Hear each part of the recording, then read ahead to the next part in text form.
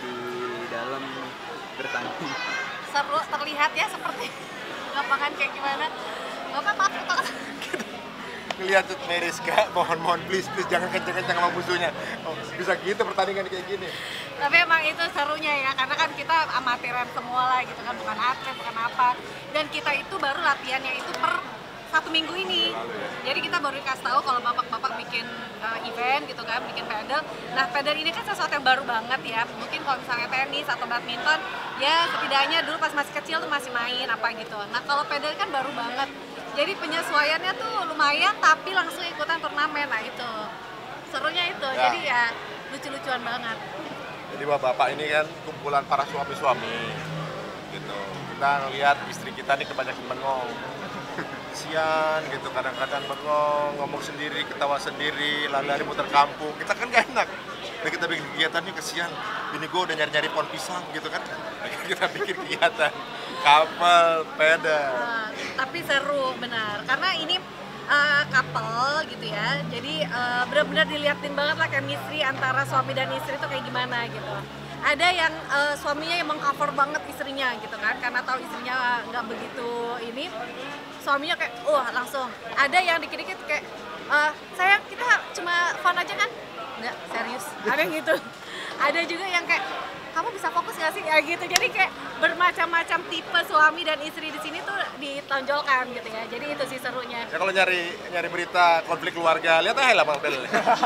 Siapa yang ngambek, siapa yang minta maaf gitu kan. Tadi ada yang suaminya pergi duluan dari lapangan, istrinya ditinggal kayak gitu. Tapi kocak sih. Ya balik lagi kan cuma main-main aja. Terus seru-seruan kayak begitu juga tetap ya namanya juga fun-fun aja ya. Tapi susah nggak sih pedal ini? Susah-susah gampang ya. Untuk orang-orang seumuran kita cocok lah nih olahraga ya, kebanyakan lari. Pergerakannya tuh nggak kayak kenceng juga mukurnya, kalau kekencangan out gitu-gitu ya. Cocok ya. Fun lah. Bener. Kalau badminton kan udah pertama lapangannya lumayan gitu ya, terus juga bener-bener walaupun raketnya ringan, koknya juga ringan, tapi kan pakai power tenaga kita sendiri gitu kan. Jadi lumayan berat. Aku kalau misalnya zaman dulu tuh main badminton ngos-ngosan banget. Nah kalau ini tuh masih aman, masih kayak in the middle lah gitu. Jadi kalau misalnya kayak main berapa kali tuh masih insya Allah masih sanggup kayak gitu. Kalau saya tuh perkembangannya cepet. Baru 3 kali main langsung ditantang menteri. Ngeri banget kan? Suatu kebanggaan ya Pak. Jadi seseorang yang mengatur olahraga seluruh Indonesia, yang ngatur beliau yang saya lawan. Tapi menang Pak? Kalau kita menang, ntar disangka sombong, disangka kita songong. Suul Jadi tadi adab. terjadi tuh mengalah. Bapak mau berapa skornya? Ya, kita kasih. Gitu. Tapi kita kasih satu. Tadi menang sempat 1 masuk poin, tapi segenap kabinet Kementerian Olahraga langsung murung. Nggak jadi dong.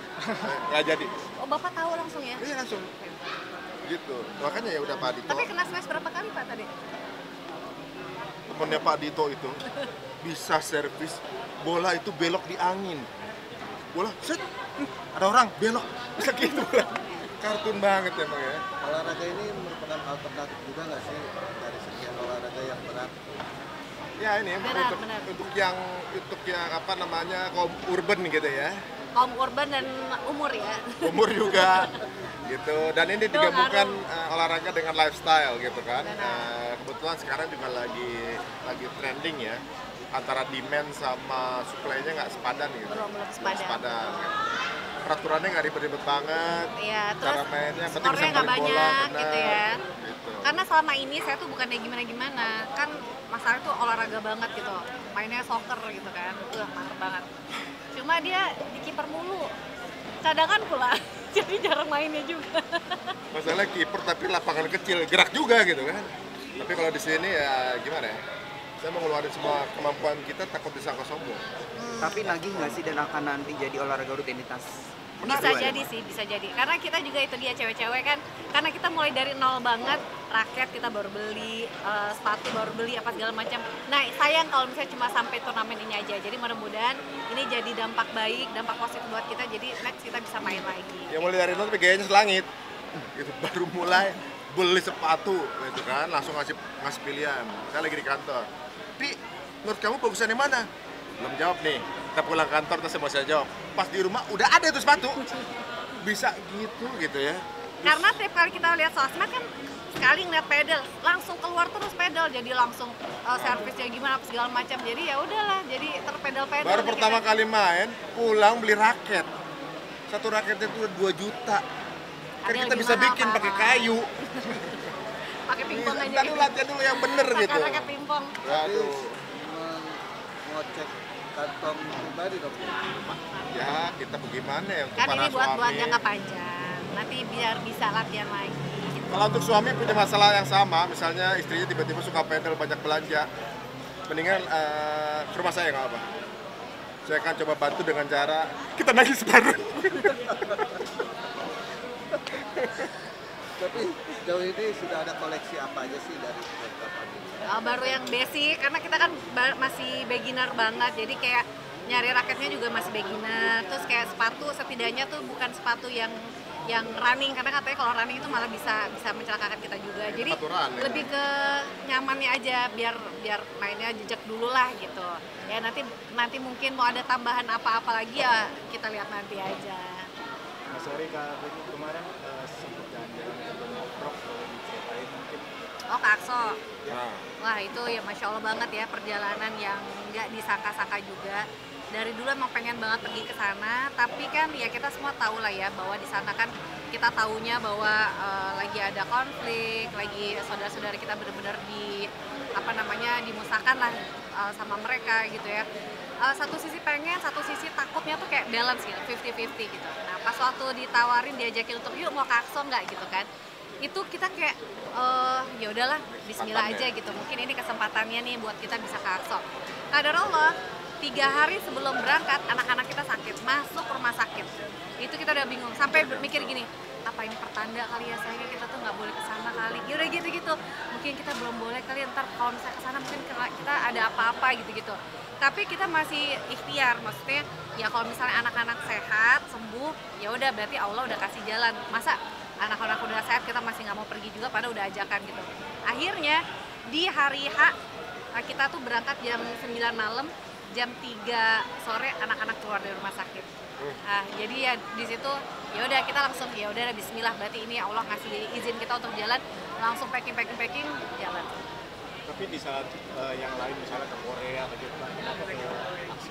oh itu malah kemarin kita baper ya, ibaratnya ini keberuntungan sih bisa ke sana karena satu banyak persepsi yang kemudian berbeda ya, bahwa memang kan orang menyangka lagi konflik di Palestina gitu berbahaya semuanya, katanya Gaza dengan Aqsa jauhnya bedanya 80 kilo, jadi ya hampir Jakarta Bandung nggak sampai gitu ya, tapi memang dua teritori yang berbeda. Nah ibu kotanya yang mengokupai Palestina ini ada di barat ini, jadi nggak mungkin terjadi apa-apa kalau perang itu, ibu kotanya kan di sana, ibu kotanya mereka yang jajah. Nah, ketika ke sana justru semua pelajaran sirah, agama, segala macam itu semuanya ada di sana. Jadi ketika kita ke sana tuh ya ampun, semua yang kita pelajaran ini semuanya awalnya di sini gitu. Nah, itu yang menarik. Semua kisah Nabi ya. Dan kelihatan orang Indonesia mereka tuh kayak seneng banget. Ya. Saya jalan, bola itu Indonesia gitu. seneng Karena banget. mereka taunya orang Indonesia tuh baik-baik gitu loh. Terus kita dia tuh lumayan paling banyak yang bersedekah buat mereka. Jadi lumayan banget kita tuh kayak ditunggu-tunggu banget sama mereka. Jadi kenapa pilih itu ya itu dia tadi di Quran juga disebutin kita harus datang ke 3 tanah suci ini kan. Ada Makkah, Madinah, sama ya Aqsa gitu. Nah masa kita udah pergi kemana-mana, udah macam-macam tapi ke Aqsanya masih belum dapat. Nah, Tapi jadi menariknya itu ya, mereka nggak kenal gitu, ketemu, yuk makan di rumah saya. Terus ya Iya, saya mau jamu, makan yuk makan. Padahal kita tahu dia nggak punya apa-apa gitu, tapi dia mau menjamu makan gitu, ketemu mau ini, kita lagi jalan mau diantar pakai motornya dia.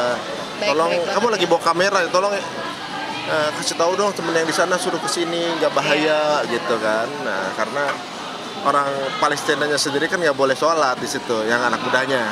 Jadi yang bisa bikin masjidnya rame cuma pendatang, jamaah-jamaahnya aja gitu kan. Nah di situ ada juga mungkin yang jadi pada takut atau juga salah persepsi mengenai nggak mau datang ke sana. Jadi lama-lama tambah sepi gitu. Masjid ini lagi banyak diomongin di dunia, lagi viral kan ibaratnya karena diperebutkan. Malah yang datang sedikit. Gitu. Tapi ketika diikuti sama Untuk di lapangan 4, pertandingan antara Muhammad Putra Setia dan Dwi Handa. Oh, tentara-tentara pasti ngeri lah. Walaupun gimana kan kita tahu ya bahwa ya mereka lagi mayoritas lah bedanya ya.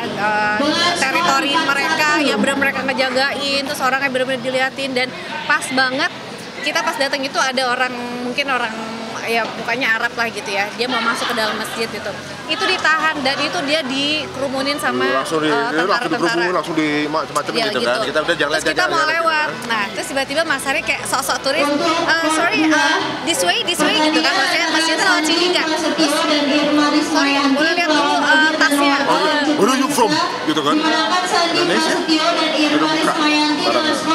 jadi sebenarnya ya mungkin karena berita yang beredar bahwa mereka tuh kejam gitu kan, tanpa apa namanya belas kasihan sama orang ya. Tapi di situ pas kita ke situ justru sebenarnya mereka ini anak-anak ABG yang lagi wajib militer, gitu. Megang senjatanya aja gemeter sebenarnya. Tapi mereka tipikal yang emosian kan, maksudnya kalau masih anak-anak muda kan emosinya belum balance lah gitu. Pemimpinnya yang ngegas gitu ya, kita nggak usah cari masalah lah gitu kan.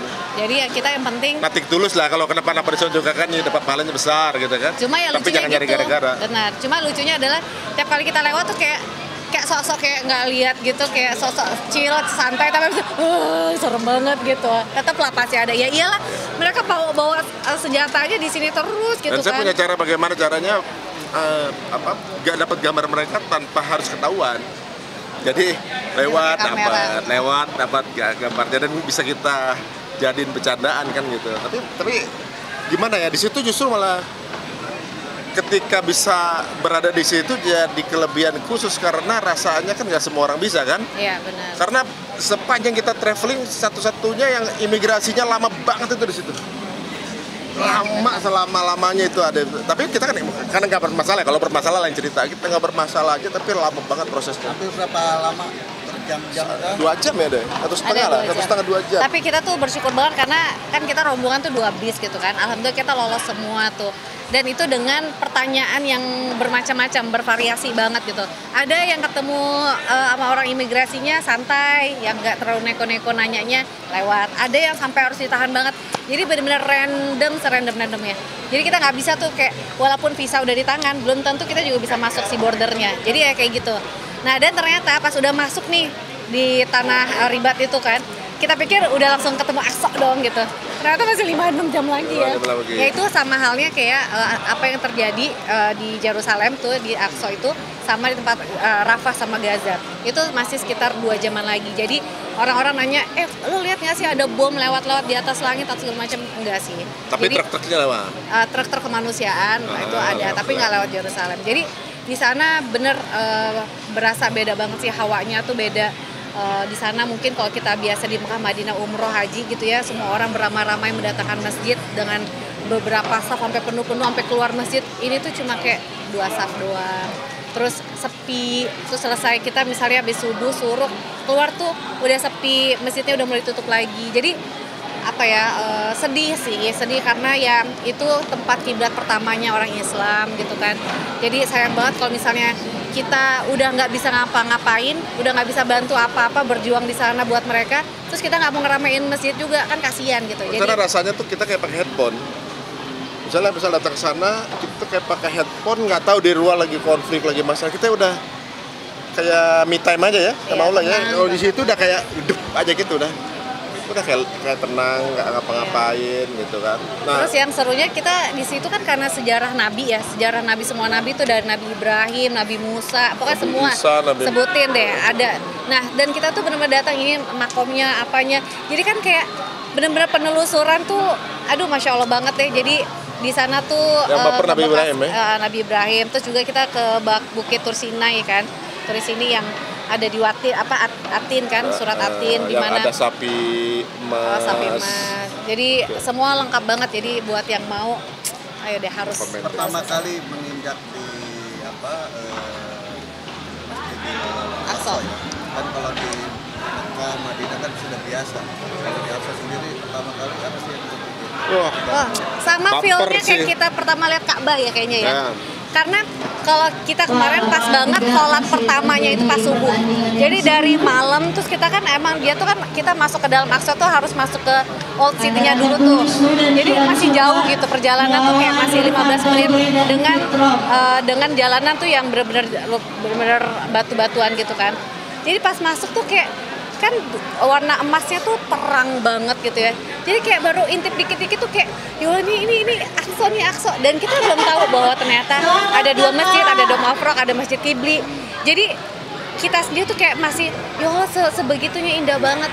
Aduh rasanya ya. Bawa dengan suasana zaman Nabi nggak sih? Dengan suasana Kalau di sana kalau kita ya maksudnya rasanya kayaknya bapernya karena apa? Dulu Rasulullah pernah sholat di sana. Bener. Ini kayak center of the universe lah awalnya kan. Iya. Karena ini batu yang ada di masjid itu kan jadi perebutan. Orang-orang sana percayanya the gate of heaven gitu, pintu menuju surga di situ kan gitu. Karena mereka melihat juga Rasulullah itu kan dari Isra Mi'raj dari batu itu ke langit. Nah, mereka percayanya Nabi Adam waktu anaknya mengirim persembahan di situ. Nabi Ibrahim waktu bagi mereka menyembelih Ishak di situ. Nabi Musa waktu dia mau ke situ walaupun belum masuk tapi dia pengen memperebutkan ininya apa? Ten Commandment-nya dia yang 10 perintah Tuhannya itu ditaruh di tabut itu kan. Petinya ada di kotak di dalam batu itu. Terus kemudian Nabi Nuh juga lagi habis dari kapal lautnya mendarat bersyukurnya ininya di situ. Jadi seolah-olah Raja Daud juga di situ ya. Lah Raja Daud ngebangunin Raja Daud, kemudian Solomon di situ juga bikinnya. Jadi itulah makanya di perebutan tempat, kemudian nabinya juga di sana juga gitu kan 18 dari 25 di sana. Makanya banyak banget cerita nabi di situ. Jadi kita tuh kayak kita datang ke tempat masjid yang buruk diikat gitu-gitu. Jadi komplit lah. Tembok ratapan.